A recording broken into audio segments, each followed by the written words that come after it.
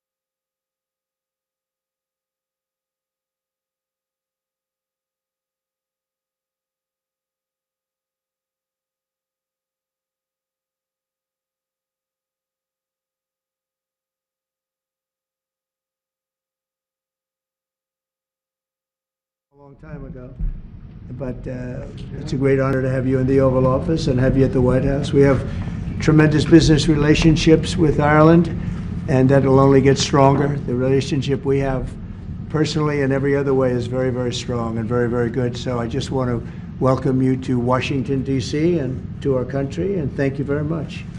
May I thank you, President. It's a great honour for me to be here to celebrate St. Patrick's with you. Right. And I thank you for your hospitality and the warmth of your reception.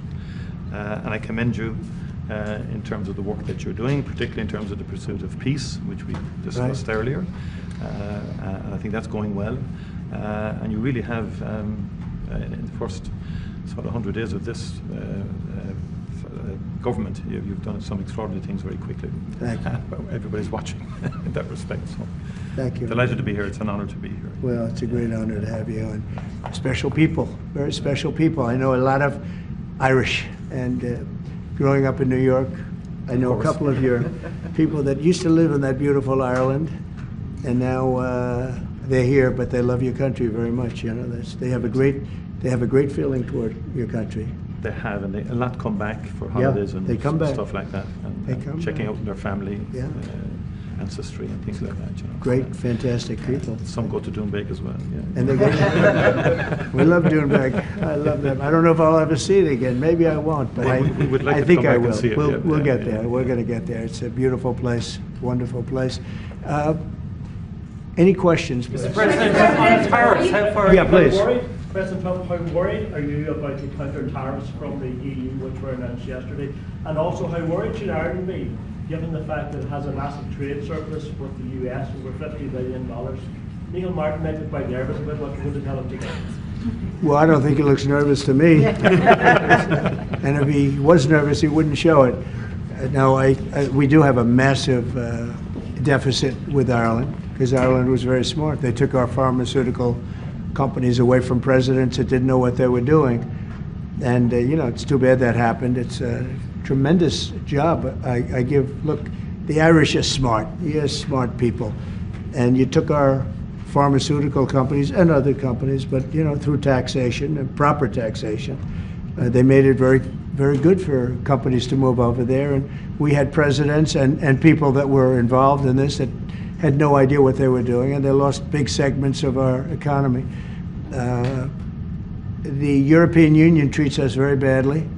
They have for years. I saw that. I had it out with them in my first term. It did well, but we had to solve other problems, and we did. But European Union's been very tough, and it's our turn too. You know, we get a turn at that also, but they have not been fair. They sue our companies and win massive amounts of money. They sued Apple, won $17 billion, and they use that for other reasons, I guess, or to run the European Union. So I'm not knocking it. They're doing what they should be doing, perhaps, for the European Union, but it does create ill will. And as you know, we're going to be doing reciprocal tariffs. So whatever they charge us, we're charging them. Nobody can complain about that. Whatever it is, it doesn't even matter what it is. If they charge us 25 or 20% or 10% or 2% or 200%, then that's what we're charging them. And so I don't know why people get upset about that, because there's nothing more fair than that. And we had a problem with Ontario, and they dropped that when I let them know what we were going to be doing. They dropped it immediately, so I'm glad, because electricity, you shouldn't be playing with electricity. It affects people's lives. Actually their life. I mean, it can affect, depending on weather, it can affect their life, so we can't do that. And it doesn't make sense that our country allows electricity to be made in another country and sold into us. Who did that deal for the United States? Okay, I looked at that long ago, and I said that's not something that's very smart. So we've had a lot of bad trade policies, and yet we're doing very well right now. But we're doing well because I won the election. If I didn't win the election, you would have had a very bad period. I think a lot of the stock market going down was because of a really bad 4 years that we had. When you look at inflation and all of the other problems that were, I mean, wars and inflation and so many other problems. But we're going to have very good years. We had, I don't know if you saw a little thing like the cost of eggs, little to you, but big to people out there, down almost 30% in the last few days. We got it down. We did a lot of things. We have a great Secretary of Agriculture, and we did a lot of things that got the cost of eggs down very substantially, and so many other things. A very big thing that I'm very happy with is oil is down to $65 a barrel, and that's faster than I would have attempted. We put on the gas. We stepped in the gas in order to get oil, and what's happening. So we're getting that down, and when energy comes down, prices are going to be coming down with it. So in a very short period of time, we've done a very good job. And I think that the tariffs that we're talking about, and again, reciprocal, I think that the tariffs, there are some cases where they're a little beyond reciprocal because, we've been abused for a long time as a country. We have been abused really for a long time, and we will be abused no longer. Okay. Are you going to retaliate to the EU retaliation? Education, sir, would you describe for us, is this meeting your vision by cutting about half the workforce? And what responsibility do you feel to the civil servants who have now lost their jobs? Many of them worked at the Department of Education during the first term. Sure, I do. I feel very badly, and but many of them don't work at all. Many of them never showed up to work. Many of them never showed up to work, Kelly, and unfortunately, and that's not good. And when we cut, we go, and that's what I had a number of meetings with a lot of people over the last couple of months. When we cut, we want to cut, but we want to cut the people that aren't working or not doing a good job. We're keeping the best people. And Linda McMahon is a real professional, actually a very sophisticated business person. And she cut a large number, but she kept the best people. And we'll see how it all works out. But our country was run very badly. I mean, whether it was that or contracts that were signed that was so bad, so obviously bad, and I go through them in speeches. I could go through them all day long. I could read for billions and hundreds of billions of dollars, and all of that fat and waste and fraud and abuse is being taken out. But it's incredible what's happened. Now, Department of Education's maybe more so than any other place has a lot of people that can be cut. They're, number one, not showing up to work. Number two, they're not doing a good job. And if you take a look at our education process, and if you look at the charts, because they have numerous charts where they do the top 40, we're at number 37, 38, 39, and 40. And recently they hit, during Biden's last few days, they hit last. So they were number 40, and yet we're number 1 in cost per pupil. So it's pretty bad, but we have a dream, and you know what the dream is? We're going to move the Department of Education. We're going to move education into the states, so that the states, instead of bureaucrats working in Washington, so that the states can run education. And you have Norway, you have Denmark, you have Sweden, you have Finland, you have various countries that do very well. You also have China that does very well in education, which is a pretty big tribute to China, I must say. 1.4 billion, and they're in the top 10, and it's pretty amazing. So we can't blame size anymore. Normally you'd blame size. It's too big, how can you do it? But China does it. So we think when you move it back to Iowa and Indiana and all the states that run so well, there's so many, I could name 30, maybe almost 40.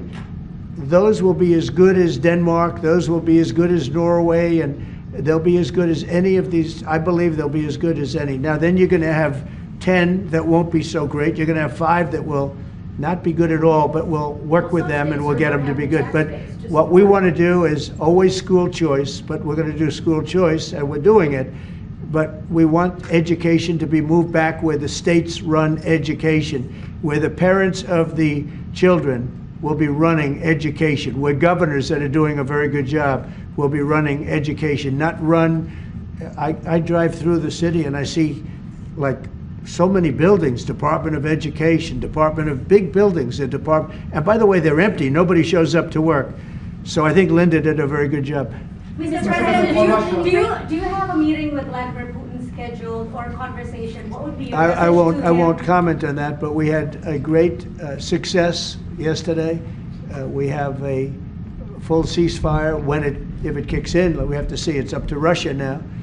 But We've had a good relationship with both parties, actually, and we'll see. We'll be knowing people are going to Russia right now as we speak, and hopefully we can get a ceasefire from Russia. And if we do, I think that would be 80% of the way to getting this horrible bloodbath finished. It's a bloodbath is taking place over there.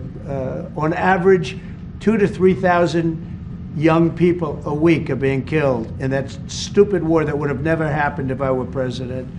So we have people going over there, Mr. VP. Do you have anything to say about it? Because you're very much involved. What's going to happen? Well, we've got some conversations that are happening on the phone and in person with some of our representatives over the next couple of days. As the president said, we think that we're in a very good place where the Ukrainians have agreed to a ceasefire, and we're now going to see whether we can get the Russians to agree to a ceasefire too, and we'll certainly have news on that when we find out that news. Are you confident that President Putin will keep the ceasefire, considering that he's broken them in the past? We haven't spoken to him yet with substance, because we just found out and we just were able to get Ukraine to agree. So we're going to know very soon. I've gotten some positive messages, but a positive message means nothing. This is a very serious situation. This is a situation that could lead to World War III. And Biden should have never let it happen. Incompetence allowed this to happen. This shouldn't have happened. October 7th in the Middle East should have never happened with Israel. The horrible leaving, the way they left Afghanistan should have never happened. Inflation should have never happened. You know, we have great inflation numbers, by the way, just got released. Inflation is way down, and it's based on what we've done, and we've done it in a very short period of time. You know, we had virtually no inflation. For 4 years, we had almost no inflation, and when these characters took over, we went from no inflation to the worst inflation probably in the history of our country. So it's very interesting. Go ahead. Are you going to retaliate against me? And by the way, I have to speak of inflation. I love these socks. What's with these socks? It's in honor of the Taoiseach. I'm trying to stay focused, but I'm very impressed with the VP's socks. What I'm saying to you that the United States is recognised as having such an important role in the peace process, and yet half the parties from the Northern Ireland government have decided not to come to the St. Patrick's Day celebrations. They haven't, what? They haven't come over, they're boycotting the St. Patrick's Day celebration. What are they boycotting? They are talking about your position on Gaza as one of the reasons why they... Oh, I haven't heard that. I really haven't heard that. Look. Can I just say, I've got to pay Yeah. tribute to the President on the peace initiatives. The one thing we've learned in Ireland about the peace process that you've just spoken about, and I recall back in the early 90s, when the first tentative steps to get peace in Ireland, people criticised people like John Hume or people like Albert Reynolds, the then Taoiseach. But they kept going. And when we got that ceasefire in 1993, okay, it took a number of years to get the comprehensive peace settlement. But again, the guns more or less largely went silent. The war in Ukraine is a devastating war on young people. And I think that very simple, straightforward narrative is to be commended. We all have children. We're shocked at the prospect of young people losing their lives in that number, be they Ukrainian, be they Russian, whatever. Anything we can do to stop the violence, I think, is an extremely positive day. And there will be all sorts of people having qualifications on it and all the rest of it. It's our job then to work on it and to try and build it, Europe, US, and everything. I will say, and thank you for that, but I will say, last week 2,500 young people died while we sit here and talk. Yeah. And while they talk about peace, but they've been talking about peace. This should have never happened. This war should have never happened. It would have never happened if I was president. That's what makes me more angry than anything else, because you've had far more people die than they report, than these people report, for whatever reason. But you had far more people. The numbers are far more devastating. You'll find that out someday. And it doesn't affect you very much. They're not Irish, and they're not from my country. They're from Russia mostly, almost all from Russia and from Ukraine. And people could say, why are you doing this? Why are you involved in that? Because 2,000 people a week are dying. And they have families, and they have mothers, and they have fathers, and they have sisters, and they have brothers and friends. And they're dying. And I've seen the pictures, the satellite pictures that we see all the time. And it looks like Gettysburg in its prime, because that was, they say, one of the most horrific battles ever.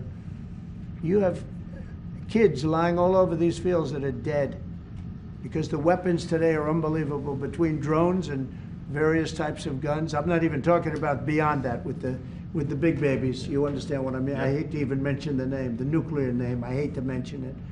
But you have weapons today that are so powerful. And I see kids every week. I see pictures of kids laying all over the field dead. They're dead, beautiful kids. They're dead.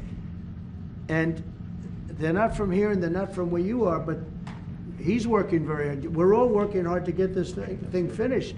It's crazy over nothing, and it's not going to go anywhere. It's just a terrible situation. And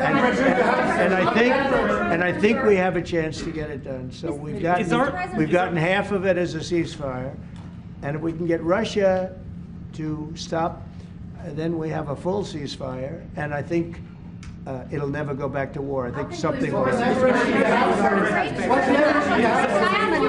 Can I ask you about Ireland's relationship with Israel? There's been a lot of talk recently. The government are looking to bring in what's called the Occupied Territories Bill, which would ban goods from occupied territories. I know you met with Prime Minister Netanyahu recently.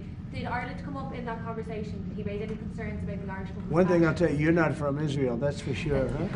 She's definitely not from Israel. It's an interesting question coming from you. We talk about everything. Israel has been under siege, as you can see, and they had to fight back. October 7th was a terrible thing. People don't like to mention it, but it was a terrible, terrible day in the life of the world. And it's amazing the way people don't mention that, but it was, I've never seen anything like it. Those are other clips I get to see. You know, as president, you get to see clips that you'd rather not see, but I see clips, and that was a terrible day for the world. And we're working hard with Israel. We're working hard to see if we can solve the problem. I will say I just saw 10 hostages, and they were treated really badly. They were really treated badly. I was shocked. I asked them, was there any kindness shown? They were in there. One was in there for 500 days. One was 323 days. I said, was there any, 10 of them, I said, was there any kindness displayed? Like, did they ever, like, say, don't worry, you'll be okay? Or give you a little wink, or give you, like, an extra slice of bread or something? And everybody said, all of these people said, zero. It was hatred. It was pure hatred. So, I mean, that's a very deep-seated problem. Could you give the Taoiseach some advice? Could you give the Taoiseach some advice? Ireland is in the midst of a housing crisis now, and I know you have a lot of experience as a businessman. How can the state build tens of thousands of houses at speed? You know why they have a housing crisis? Because they're doing so well. They can't produce houses fast enough. That's a good problem, not a bad problem. That's a pretty good answer, President. Congratulations. No, it's true. Will you put more tariffs on the EU, Mr. President? Mr. President, will you? Everybody should have that problem. That's okay. Will you put more tariffs on the EU? I know this gentleman. He'll get it solved. Will you put more tariffs on the EU? Will you respond to their retaliation? Oh, of course I'm going to respond. You will retaliate with more tariffs. The problem is our country didn't respond. Look, the EU was set up in order to take advantage of the United States. Including Ireland? Is Ireland taking advantage of the US? Of course they are. I can't, you know, I have great respect for Ireland and what they did. And they should have done just what they did. But the United States shouldn't have let it happen. We had stupid leaders. We had leaders that didn't have a clue. Or let's say they weren't business people, but they didn't have a clue what was happening. And all of a sudden, Ireland has, you know, our pharmaceutical companies and other, this beautiful island of 5 million people has got the entire U.S. pharmaceutical industry in its grasp. And, you know, you mentioned housing and you mentioned other things. I mean, I have property in Ireland, as you know, and I love it. It does great. But I'd like to see the United States not have been so stupid for so many years, not just with Ireland, with everybody. You know, I looked at trade deals. I was telling the group yesterday, I looked at trade deals in term one. It's one of the reasons I decided I had to do this, because somebody had to straighten it out, and I didn't see anybody that was going to. I looked at trade deals that were so bad, I'd actually say, how is it possible that this could have happened? Who would have been so stupid to let these deals happen?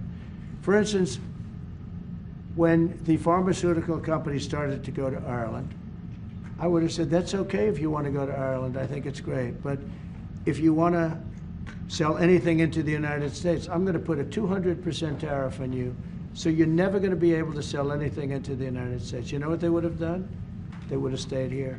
So do you want planning to lower corporate taxes to match He's so lucky that I wasn't. Are you planning to, He's so lucky. sir, are you planning to lower corporate taxes to match Ireland? Are you Look, planning can to lower corporate taxes to match Ireland? to Well, we ensure are American planning to lower taxes, yeah, if the Democrats behave, but the Democrats have no clue. You saw that the other night during the speech. 2 young women were slaughtered by illegal aliens. 1 young man has very serious cancer and many other problems. We look at the people up there, they all had difficulty, very serious difficulty. But when we're talking about 2 young girls, beautiful young girls, Lake and Riley, you know the whole story. That evening was a disaster for the Democrats, in my opinion. And I would mention, and I'd see 2 mothers that were inconsolable as they stood, crying. Their daughters have been absolutely just destroyed, killed, viciously killed. And the young man who loves the police departments, he had cancer and has cancer, very bad cancer. There wasn't from people sitting there, Democrats, there wasn't a hand clap. Nobody stood. They were just stone-faced. These people are sick. There's something wrong with them. There was no standing for anybody. The only thing they liked is when they heard about the death taking place with Ukraine. They were happy about that. They were happy about that. Pocahontas was very happy. She's the one that was slapped. That's why I looked at her. I said, oh, it's Pocahontas. These people are sick. They don't know what's happening in the real world. The Democrats have to get their act together. And if they don't vote, then what you're going to do is you're going to have taxes that are going to go through the roof. You're going to have a very bad time. You're going to have some very bad things happen. And people are going to blame the Democrats. And Schumer is a Palestinian, as far as I'm concerned. He's become a Palestinian. He used to be Jewish. He's not Jewish anymore. He's a Palestinian. Okay. On tariffs, there's been a lot of on and off, some inconsistency. There's no inconsistency, only with NBC, which is one of the worst networks on television, by the way. Let me just tell you the inconsistency. I have the right to adjust. And I was called by the automakers, as an example, General Motors, Ford, etc., the big 3, the big 4, and they asked me to do them a favor. Could I delay it for a period of 4 weeks so that they're not driven into a little bit of a disaster for them? They actually love what I'm doing, but they had a problem. And I'm not like a block that just, I won't delay. It's called flexibility. It's not called inconsistency. It's called flexibility. And I think you want me to be flexible too. Is flexibility going to be your ongoing view towards? Sure, I'll always have flexibility, but there will be very little flexibility once we start. April 2nd is going to be a very big day for the United States of America. The United States of America is going to take back a lot of what was stolen from it by other countries and by, frankly, incompetent U.S. leadership, grossly incompetent. I gave you an example of Ireland. I would have never let that happen. Impossible for that to have happened. But we're going to take back our wealth, and we're going to take back a lot of the companies that left are coming back. If you haven't read, we have the biggest computer chip company ever, has virtually all of the market. I didn't call them, they called me.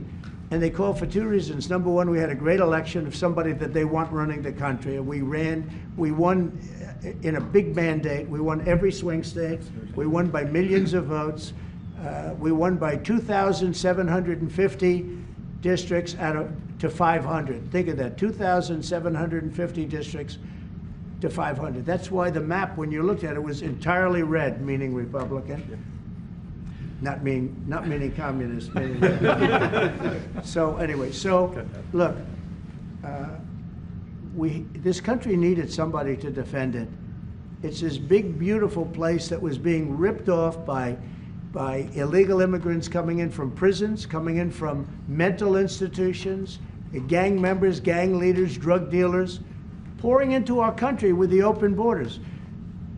I am so angry at the last 4 years at what they've done to our country, what they've done to this country between inflation, But maybe the most that bothers me is that they would allow millions of people to come into our country that are stone cold murderers, killers, drug dealers, the worst gang members, the worst people allowed into our country. And we're now getting them out. We're going to get them out. We're getting them out. I want to thank Tom Homan, by the way. He's doing a great job. And I want to thank Kristi Noem, who's doing a fantastic job. This is a job that's so unnecessary. This should have never happened. This should have never happened. So we're bringing back our country in many ways, not only financially, and financially we'll be stronger than ever before. I think the markets are going to soar when they see what's happening. I'll tell you what, I'm called every day by numerous big companies. I spoke at the Business Roundtable yesterday. They had the largest attendance they've ever had. And these are only the CEOs and chairmen, but mostly the people that run, the boss, the people that run the top 150 companies. 150 people showed up. Every single company showed up. First time it ever happened. It's been around a long time. The biggest business leaders. We had a great discussion, went really well. And I want to tell you, there's tremendous optimism out there about our country in terms of regulations being cut, in terms of taxes being cut. And it would be great if the Democrats would do what's right. It would be great if the Democrats would do what's right for our country for a change, because they really are. They've lost their way. They've lost their way. They think that people pouring into our country from prisons, jails, murderers. We have 11,088 murderers that were allowed into. People that murdered people, half of which murdered more than one person in our country. We're getting them the hell out.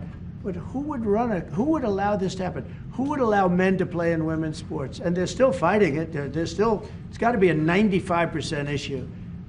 But they're on television this morning. I see this person, a Democrat, say, we should have the right. No. Men should not be, they're hurting women. They're hurting women very badly. They're hurting women. And they should not, and they're also demeaning women. But who would want these things? And everything's transgender. Everybody transgender. That's all you hear about. Now, that's why we won the election in record numbers. But very importantly, now it is what it is. The Democrats should get with us and come up with good tax policy so that Ireland and other countries can't take our businesses away from us. And he understands exactly. You guys did the right thing. I'm not upset with you. I respect what you've done. You've done a great job. But our people did a very bad job. How advanced are your plans to try and bring some of those companies back to America? Will you be briefing? Well, I'd love to have him back. I'd love to have him back, but he'll be fighting me on it. What I would say, President, if I could 1 second, just make the point. It's a two-way street too, and we are investing a lot more in America now.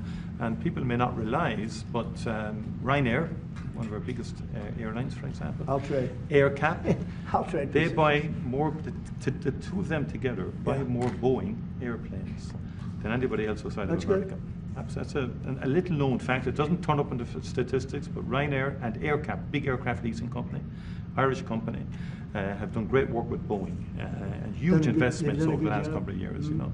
So, and there's a lot of Irish companies here now, about 700 odd Irish companies based in America. Glanbia, Smurfit, what Ratcliffe was saying to you this morning, Vice President, a lot of them creating thousands of jobs in America. And it's only fair. I mean, that's correct. That's right. That's the way it should happen. And I think it's a very good relationship we have. It's a historic one. It's happened over time. We've added value to American companies. We've increased our value. They've got access to the European market, and they did all of that. I understand where you're coming from fully. But I think it's a relationship that we can develop and that will endure into the future, and will change, it will adapt, and you're evolving and you're doing things. And they've done a very good job. Now, I just will say this. But with all that we've said, we can talk about Ryanair. There's a massive deficit. I don't mean by a little bit. I mean, there's a massive deficit that we have with Ireland and with other countries too. And we want to sort of even that out as nicely as we can, and we'll work together. We're going to work together great, but the deficit is massive. Will you hear this one? You said earlier that it was now up to Russia in terms of the ceasefire. Yeah. Is there anything you can do in terms of pressuring Russia or in terms of sanctions? Or what can you do? We can, but I hope it's not going to be necessary. Sure, we can pressure. We can do that with Russia. remember this, Russia took Georgia from Bush, right? They took Crimea from a man named Obama, Barack Hussein Obama, right? They tried to take the whole thing from Biden. They're going for the whole ball of wax. Who was the only one that never took anything from? Trump. And in fact, I'm the one that stopped Nord Stream 2, the pipeline, the biggest pipeline anywhere in the world. I stopped it. It was dead. And then Biden got in and he approved it. Nobody mentions that. What I did to Russia was very tough. I was the toughest ever. But nope, they never took anything from me. They took them from Obama and Bush, and they took it from Sleepy Joe Biden.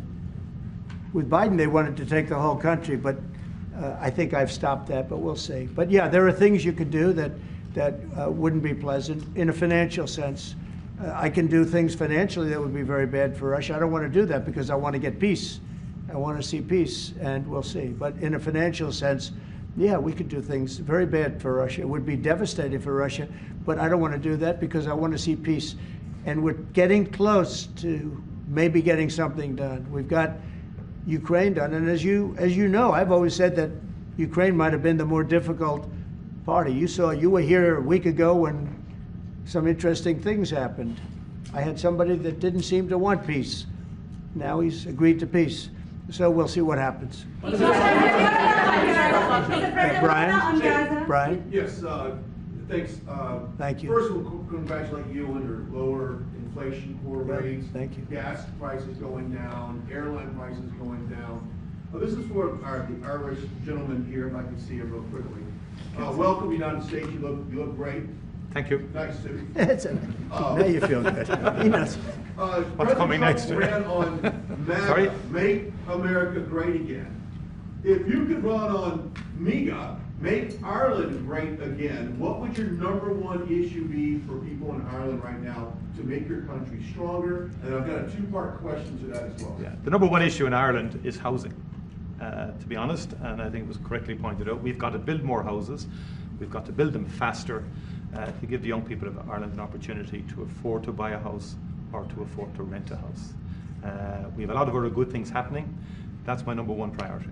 Wonderful. Are you trying to and my confirm, second Mr. part President? question to this, Ireland is known for very happy, fun-loving people, great attitude, many in this room right now that I've met. Why in the world would you let Rosie O'Donnell move to Ireland? I think she's going to lower your happiness level. That's true. Thank you. I like that question. Mr. Do you know you have Rosie President, O'Donnell? Do you know who she is? Do you know who she is? Yeah. I'm joking. You're better off not. You're better off not knowing. Prime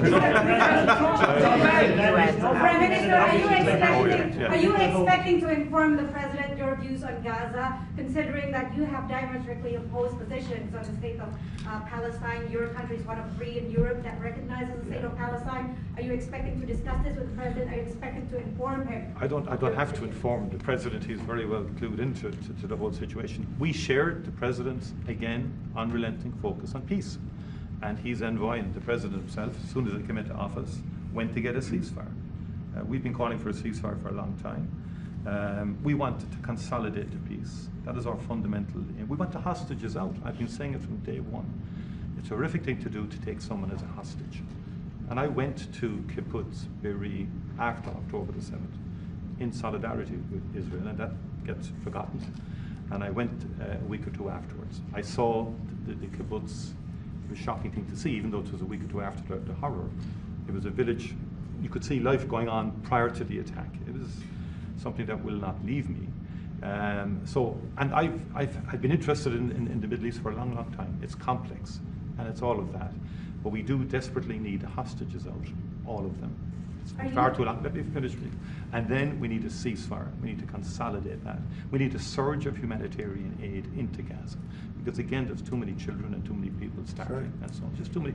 And it's that humanitarian impulse is what motivates the Irish in respect of its views. And I've always been of the view, it's been our view that a 2-state solution would be ideal. It's become much more challenging and difficult as time has moved on. But that has always been our position. But it's genuinely to have people, because we've gone through this. We discussed this prior to you coming in. We've been through some of this. People hating each other, terrible acts of violence carried out on each other. We came through it. It's our earnest hope that Arab and Jewish people can live side by side. And I've met with people, parents of children who were killed on both sides, called Parents Circle in Israel, and they work to try and bring people together. It's difficult work. What about the President's plans to expel Palestinians out of Gaza? Are you discussing that with him and giving him your... Nobody's expelling any Palestinians. I don't know. Who are you with? I'm with Voice of America, sir. Oh, no wonder. Okay, Voice of Taoiseach, how he feels about the President just saying that he would like to take back US companies, pharma companies based in Ireland. Well, I think the pharmaceutical companies in Ireland are doing very well, as the President has outlined. Again, I think it's about that two-way partnership. I understand fully where the President is coming from. I think there's actually room, now we can discuss all this, I think there's room for those companies to grow in America, and many of them, by the way, have already announced fairly significant manufacturing investments now. It's true, just recently. Like people like Eli Lilly, for example, who have been a long-standing presence in Ireland since the 1970s. I spoke to the CEO recently. He's great. Great guy. And he's announced, I think, about a $50 billion investment in America. New plans. But there's big investment, they've had big investment in Ireland. Ireland has served them well too, The workforce is very strong. It's an educated workforce. They've delivered well. During COVID-19, a number of CEOs said to me, a lot of the plants in Ireland were the only plants that never closed for a single day during COVID. Not a single day.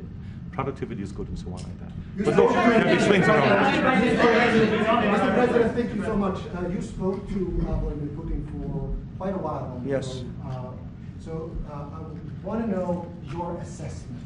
When you take this deal to him now, how do you assess the chances of Putin?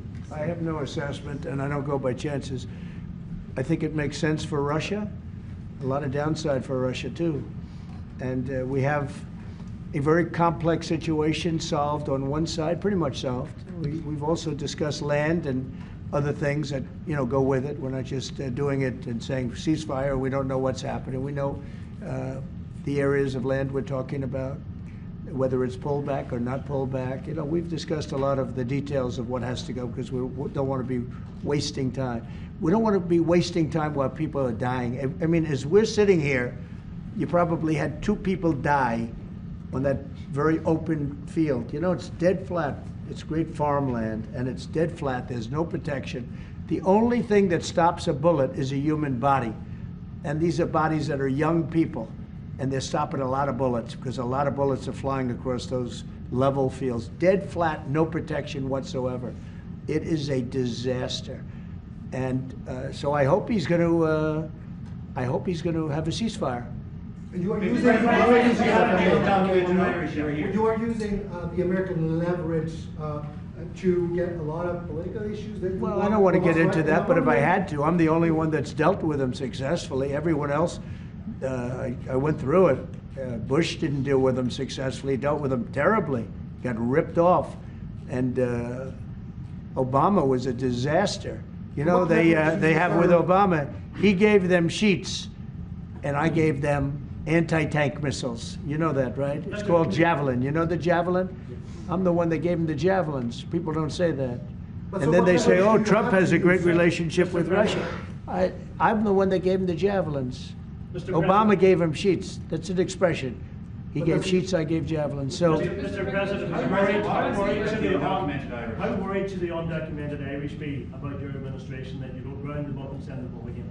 Oh, I think the Irish love Trump. We won the Irish with a tremendous amount of vote. I want to thank you very much. We won in the 80s with Irish. I got the Irish vote. I think I have it locked up pretty good unless I did something very stupid, like drained your company, your wonderful place of all of its companies. If I drained Ireland of all of the companies, maybe I'd lose the Irish vote. I don't know. But right now, no. I love it. I've been there many times, as you know, and we don't want to do anything to hurt Ireland. We want to, but we do want fairness, and he understands that. No, that's enough, Kelly. Thank you. President, is there anything that the Taoiseach could say to you today that would dissuade you from going ahead with the I can't hear. Mr. President, it's Irish American Appreciation Month. You've named it there. Who's your favourite Irish person? Oh, there's so many. Are you kidding me? Well, I do happen to like your fighter. He's Well, he's got the best tattoos I've ever seen. I don't know if I'm a big, but that. Is it Conor McGregor? Connor. Boy, you have. Well, Connor's great, right? You know, talking about Connor, but you have a lot of great Irish fighters, actually, great fighters. I don't know what that is, but Ireland's always had a lot of good fighters. You know why? Because they're tough people. They're smart people and they're passionate people, and they really have been over the years. So many. I think your father was a great fighter, right? He was, sure did. Wow, Right. and yet look at you, you're so smooth and so. He was a very good defensive boxer. He could weave. He was a really good. He was a good boxer, yeah. Yeah, Right, he yeah, fought for I heard Ireland, that. boxed for Ireland, and Yeah, fought that some means very you're good guys. genetically. I'm not going to mess around. Do you follow any Irish golfers? Okay, let's a couple of more from somebody that didn't ask a question. Yeah, please go ahead. Mr. President, should Apple go back to the US from Ireland? Who? Apple? Oh, Apple's been treated very badly. Look, Apple had tremendously bad luck. I thought they had a very good lawsuit, but they lost.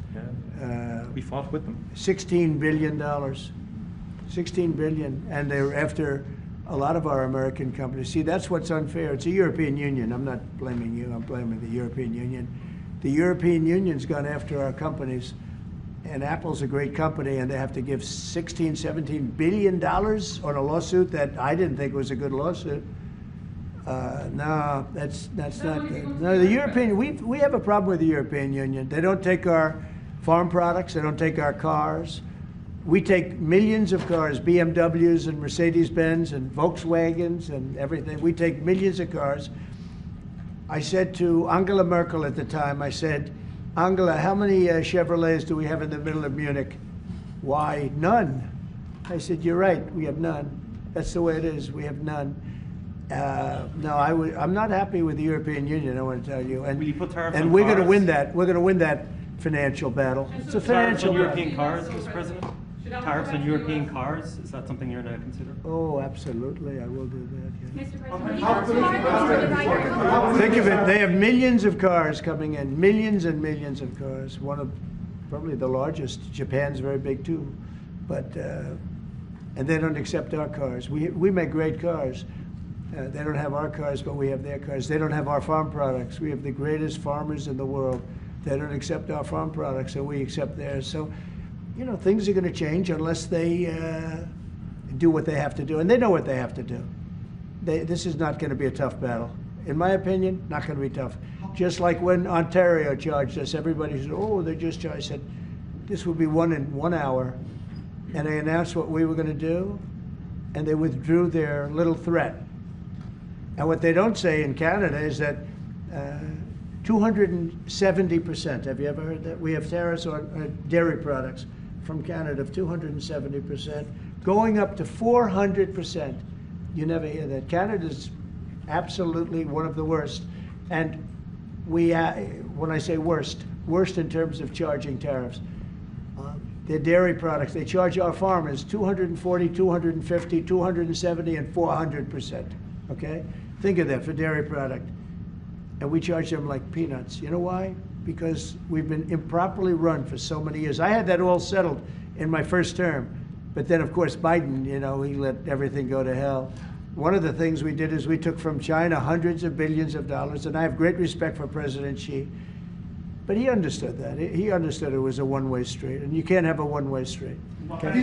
One more question. Can you say which countries you might target in your next travel ban? Say it. Can you say which countries you might target in your next travel ban? Wouldn't that be a stupid thing for me to say? I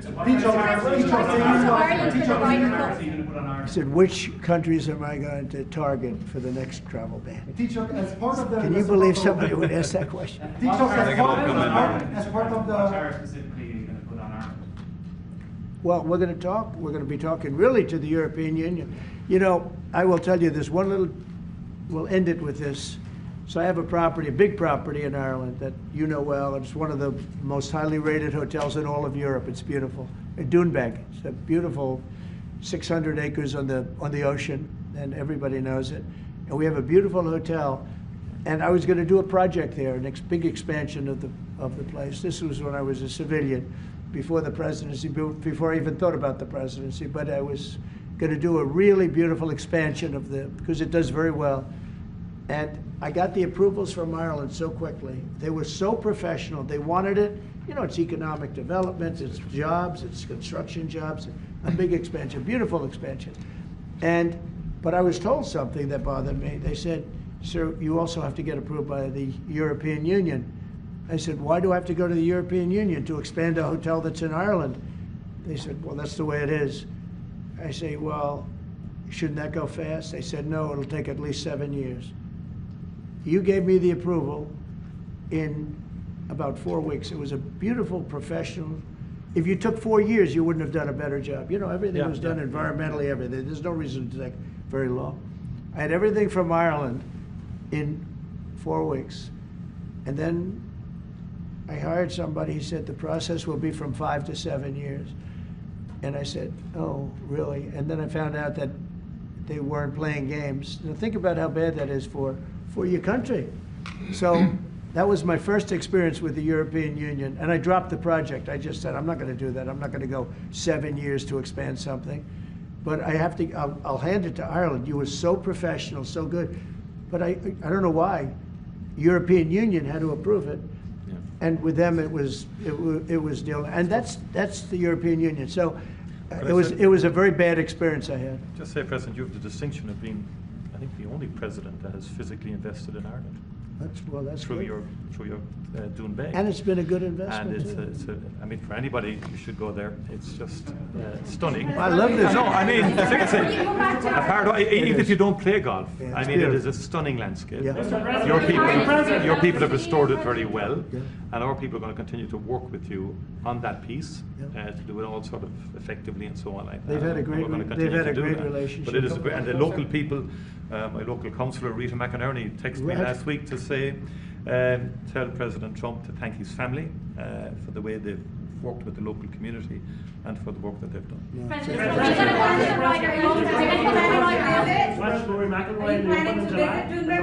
I love Rory. I think Rory's great. He's a great golfer. He just won 2 weeks ago. He's a great guy. I played golf with him 3 weeks ago. And he's really a fantastic player. He's in good form, too. When he played with me, he played very well, I can tell you. No, Rory certainly is one of the favorites. He's always going to be one of them. He's a very talented guy. He's a very good person, too. Are you planning to visit Dubai, Mr. President? I will. I'll get there sometime. I hope soon. In fact, if we meet, we'll meet at Doonbeck. Okay, I would love it. But I hope to be able to get there. Mr. President, does America have a future in NATO? What's that? Does America have a future in NATO? Well, NATO has to treat us fairly. If they pay their bills and if they do what they're supposed to do. When I first got involved with NATO, as you know, they weren't paying their bills. There were 28 countries, and most of them weren't paying.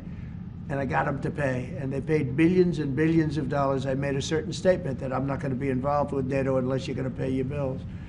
And I was asked a question. If we don't pay, are you going to help us? I said, no, if you don't pay, you're saying you're delinquent, a real estate term. You're delinquent, you're not paying your rent, you're not paying your bills. If you're not paying your bills, I'm not gonna help. And everybody we took in, your Secretary General will tell you, he was very generous to me. He said, I've never seen anything like it. Money came in by the billions and billions and billions of dollars, and NATO became much stronger. Now, NATO's expended a lot of that money in fighting this horrible war. It's too bad they had to do that, but they had the money from me. I was the one that got people to pay. The countries, most of the countries were not paying, or they were paying a very small amount. So we'll see. But NATO can be a force for the good, absolutely. Would you like to see Ireland join NATO, Mr. President? That's up to Ireland. Well, do you think Ireland and the EU are too close? Do you think that perhaps, like you said, we are very close. No, Ireland and the EU. Do you think there's too close a relationship there? Do you think there needs to be a separation, like you said, if you can't get planning permission when you can get it in Ireland, but you can't get it in the EU? Do you think? Well, look, I can just tell you about my personal experience. That Ireland treated me very well, and the EU was terrible, and they stopped really a magnificent addition. It wasn't a big deal from the standpoint of the world. It wasn't like the things we're talking about now, but it would have been a very beautiful addition. And they stopped it, which is bad for Ireland. And I don't know why. I don't know why it would take 5 to 7 years to get something approved, but that's what it was. Thank you all very much. Thank you. Thank you. We're headed out. Thank you. All right, headed out right behind you, right behind you. Right through this door. Thanks, guys. This way, Mr. President. Thank you. I should have.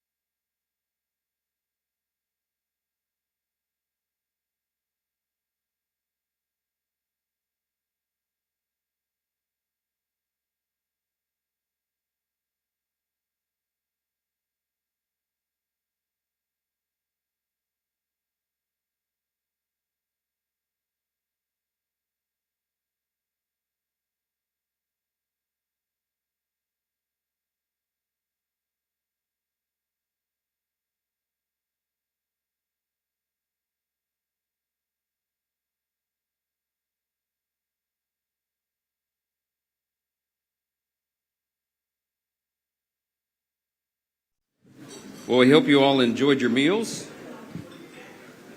We'll get the program going again. We have some of the busiest people in the world in the room, so we want to be a good steward of your time. I mentioned earlier that Irish Americans have left an indelible mark on American history. And I had a few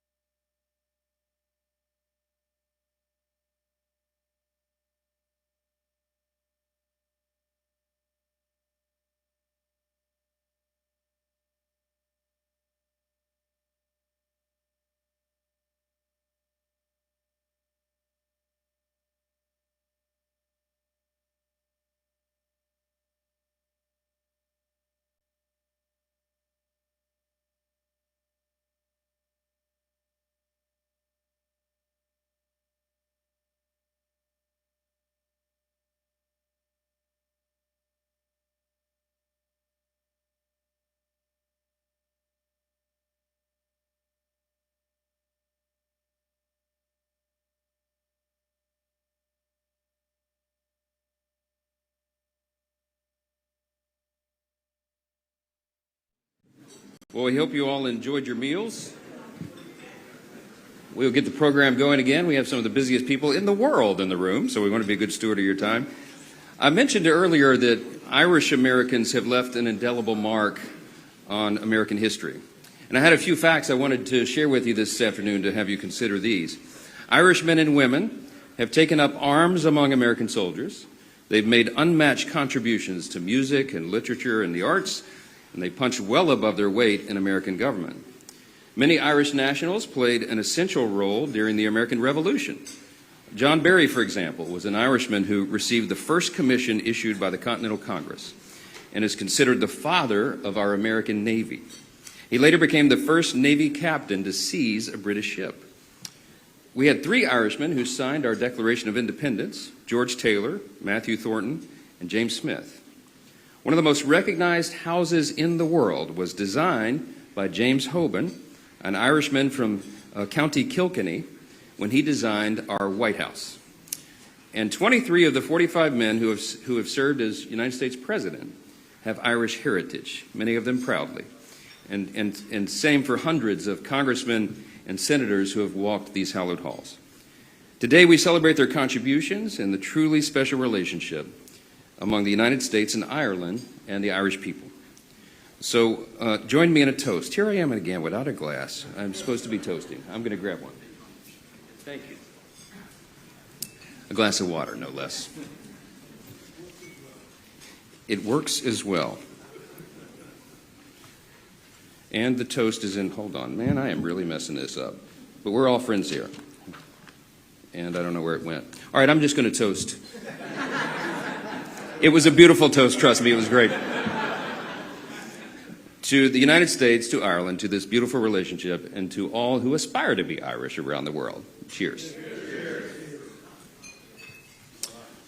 Solange, that's right. That's what I'm supposed to say.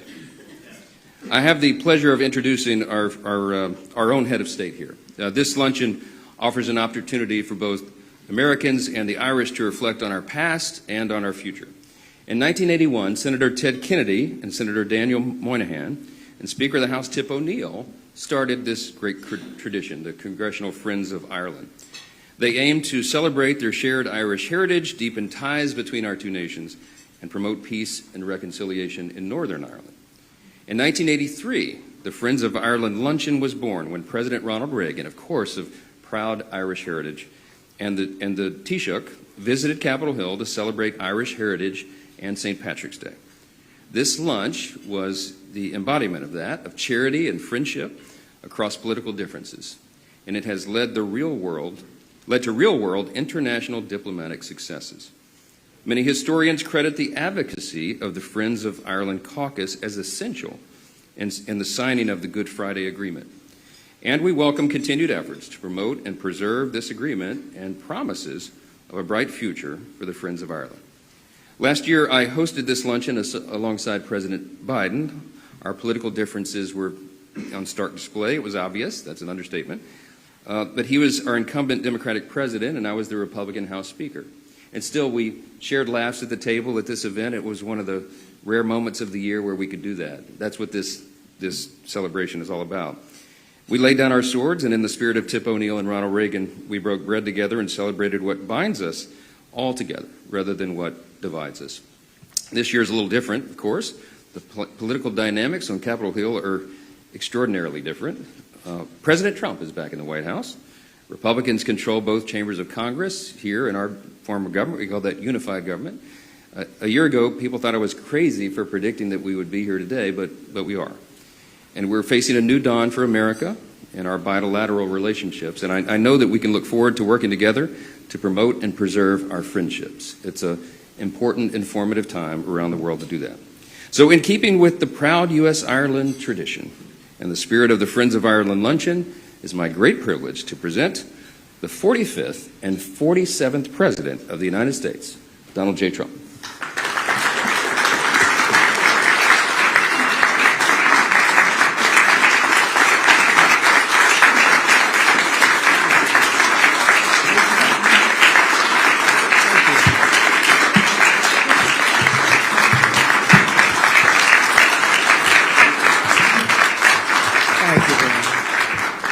Thank you very much, everybody. It's a great honor.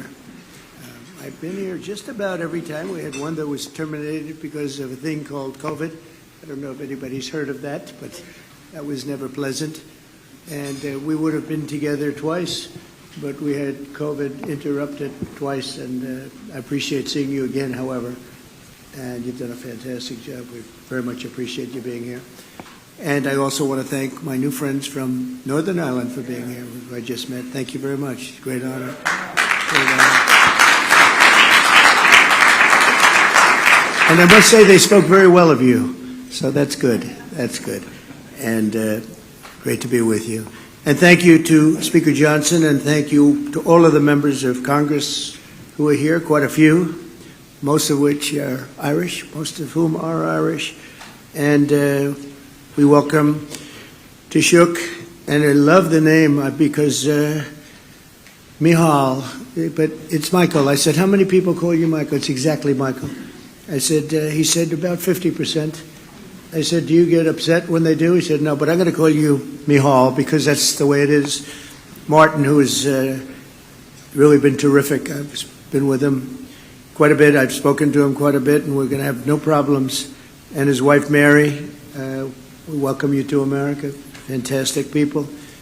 And it's really a wonderful annual tradition being here. We're also grateful to be joined by Irish Ambassador to the United States, Geraldine Byrne Nason. Where's Geraldine? Hi, Geraldine. Thank you very much. And the entire Irish delegation. And I know we're a little bit, everybody's a little bit late today, but that's okay because we're celebrating the Irish, and I think it's okay we're a little bit late. I also want to congratulate a friend of mine, Ed Walsh. He's a great golfer. He's a championship golfer, actually. Not quite as good as Rory, but that's okay. But he's right up there. He's won many club championships, and he's one of the best golfers you'll ever see. And congratulations, boy, you're going to have fun over there. He's going to be the ambassador to Ireland. So congratulations, Ed. Well, maybe it is thanks to me, but you're going to have a good time. You're going to represent us well. He can do most of his business on the golf course, too. That's so nice. But he's got the best job of anybody. And I really appreciate so many of my friends being here. So many great friends are here. This afternoon we're gathered to celebrate the deep and abiding ties of history, family, and friendship that bind together Ireland and the United States of America. The Irish-American patriots have been part of our national history in our country's earliest days. Amazing history they have with our country. Irish-Americans fought heroically in our war for independence, served with honor in the crucible of the Civil War and won fame and valor among Theodore Roosevelt's famous Rough Riders. They were Rough Riders. By some estimates, more than 2,000 Irish-American warriors have earned the Congressional Medal of Honor. This is an amazing statistic because who would ever think that's even possible? It's more than 50% of the medals of honor were won by the Irish. I'm going to have to check that. That sounds like, that's an awfully good statistic. We're going to have to check what's going on over there, huh? But that's an amazing statistic, actually, 50%. This includes the great Audie Murphy, the most decorated enlisted soldier in American history, whose service in the Second World War earned a Medal of Honor, 2 Silver Stars, a Bronze Star, 3 Purple Hearts, and the Legion of Merit. Quite a person. Became a movie actor. The movie actor stuff wasn't quite as good as the soldier that he did, but he was great. Became a very famous person, actually. America has truly been blessed by the courage and unstoppable spirit of the Irish. Over the generations, Americans of Irish ancestry have helped build our railroads and raise our cities and man our factories, enrich our culture with art and music and literature. We see that all over.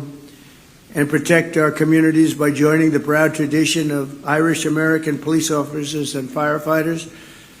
And few have done more for the Stars and Stripes than the sons and daughters of the Emerald Isle.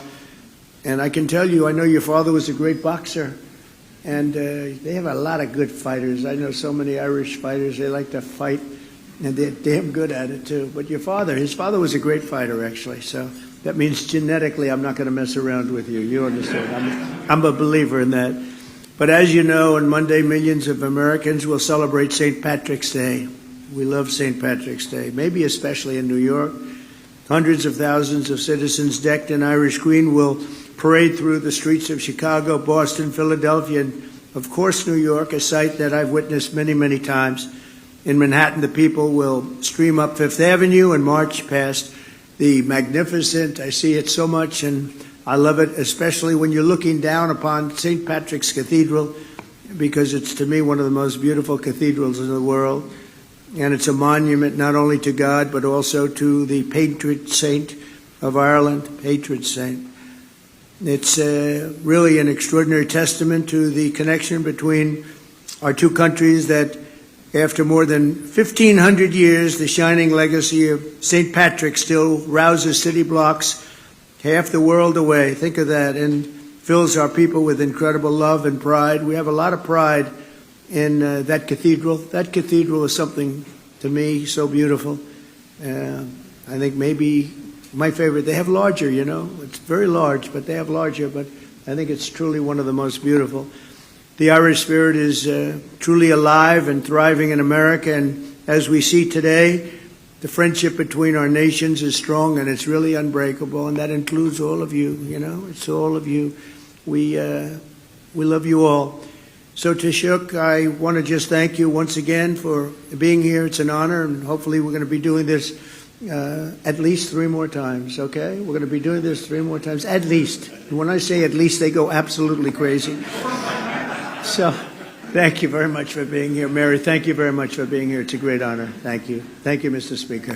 Thank you, everybody. Thank you.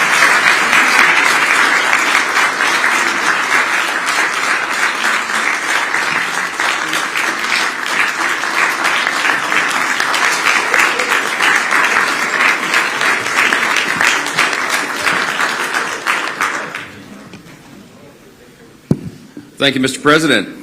Our next guest is not a stranger to this event. However, this is actually the first time we have the privilege of welcoming the Taoiseach Micheál Martin. I said that right. We were talking about that. So I'm Michael too, but that's how we say it very plainly and boringly in the U.S. And it's the same name over there. It's Micheál. I like it a lot better.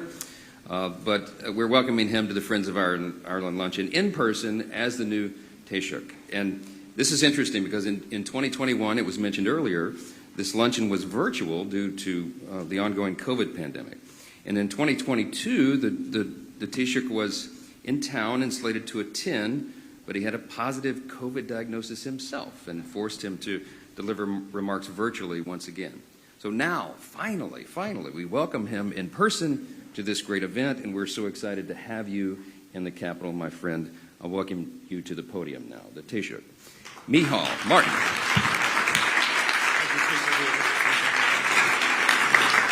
Thank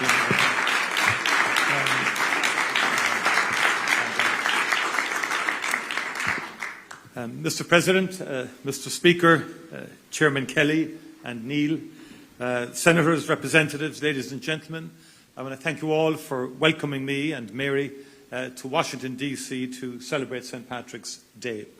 And it is a good feeling to be COVID-free and to be here on that day. But may I in particular say I'm pleased also to be joined with the Deputy First Minister for Northern Ireland, Emma Little-Pengelly. Very pleased to have you here, Emma, as well.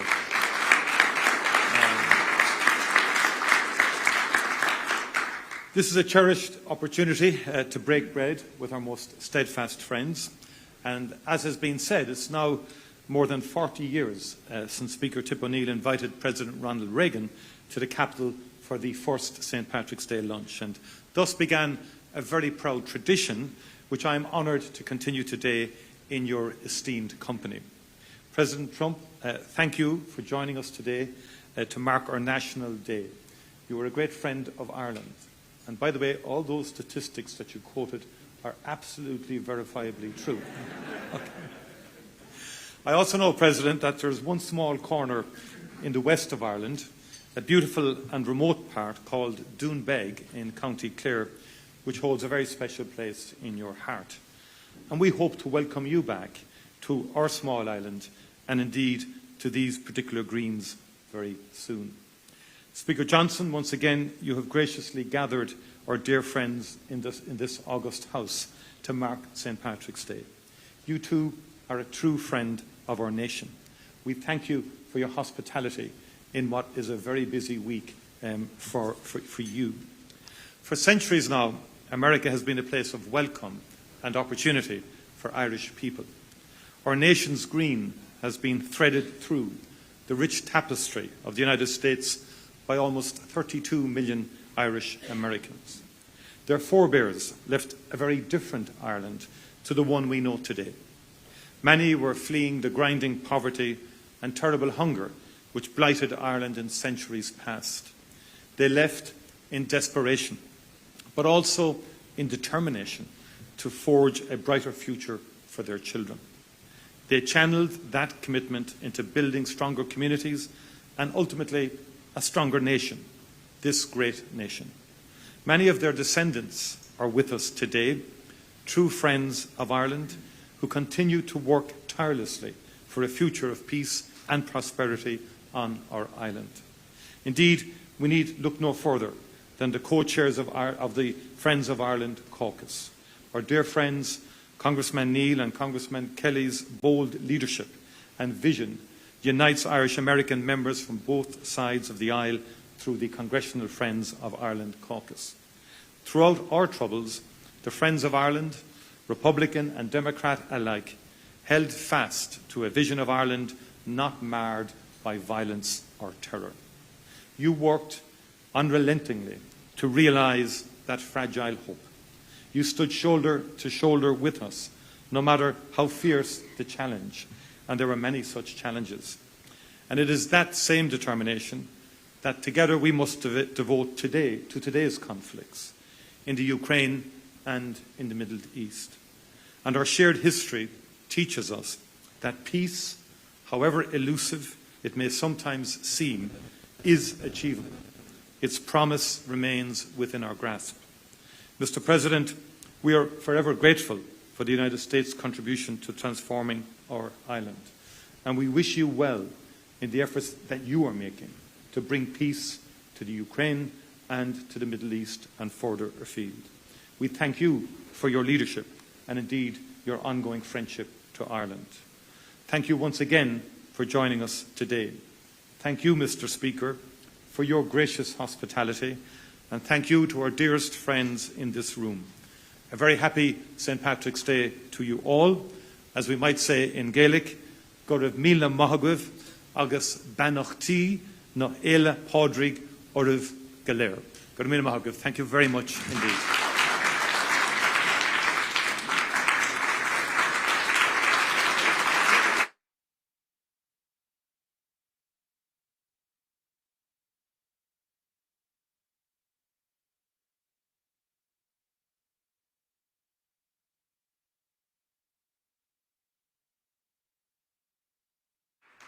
Thank you again, Taoiseach, and thank you, Mr. President. I am very excited because we have a special treat for you all today.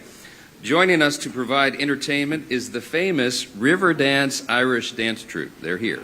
I know, you didn't know that was going to happen, did you? See, we throw a great party, I told you. Let me give you a little background on this. In 1994, during an interval act at the Eurovision Song Contest, there was a 7-minute dance routine that captivated the world. From that stage in Dublin, Riverdance was born. And in the more than 30 years since Riverdance has performed more than 15,000 times on 6 continents in 49 countries, they've developed quite a following. Riverdance spread first through Europe and then to America, and along the way they have shared the culture of Irish music and dance to a generation of people around the globe now for more than 3 decades. And while we're only receiving an abridged version of the very famous show today, Riverdance is performing here in Washington at the Kennedy Center through March 16th. The Kennedy Center was kind enough to lend these exceptional performers for us here for the afternoon. The stop in our nation's capital is the first of a 30-city nationwide tour, and we encourage all friends of Ireland and lovers of Irish culture to experience this incredible show. You are going to get a little taste of that right now. So please join me in welcoming these great friends of Ireland to the stage. Riverdance, y'all come up.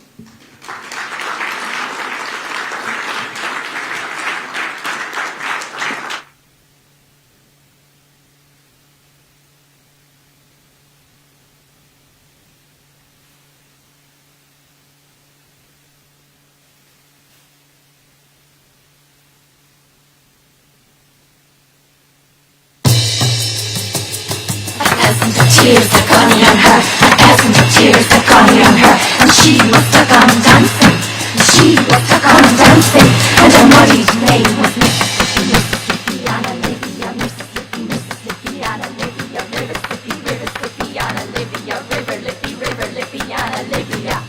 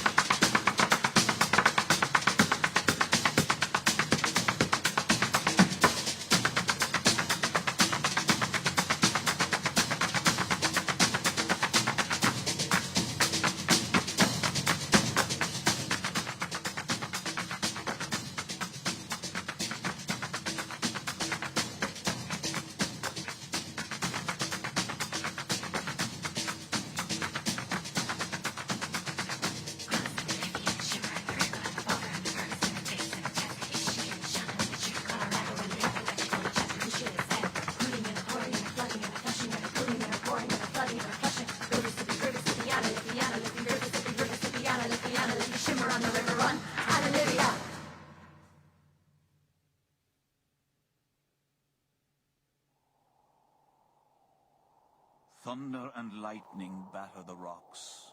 The winds howl and great storms break on the forest, scatter the herds like grain. Fire leaps from dark to dark. Fear and anger leap to meet it. We will not go down. We will not be beaten down like grain.